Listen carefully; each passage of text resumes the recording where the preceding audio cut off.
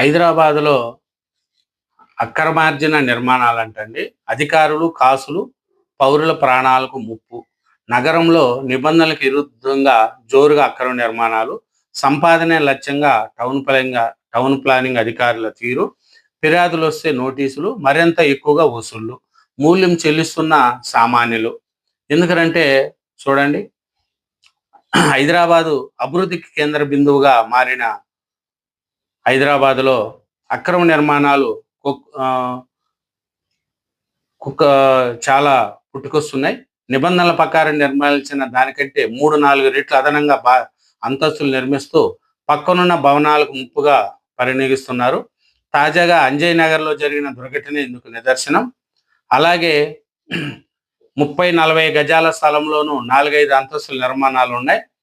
ఇప్పటికే అక్కడ పనులు జరుగుతున్నాయి. అయినా పట్టణ ప్రణాళిక విభాగం అధికారులు పట్టించుకోవడం లేదు. క్షేత్రస్థాయి సిబ్బంది అక్రమ నిర్మాణాలు గుర్తిస్తే యజమానులను భయపెట్టి బేరం కుదుర్చున్నట్లున్నారు. ఫిర్యాదులు అందితే నోటీసులు ఇస్తున్న యంత్రాంగం భవన యజమానుల నుంచి మరింత ఎక్కువ మొత్తం దండుకుంటున్నట్టు కూడా విమర్శలు వస్తున్నాయి హైదరాబాద్ మహానగరంలో.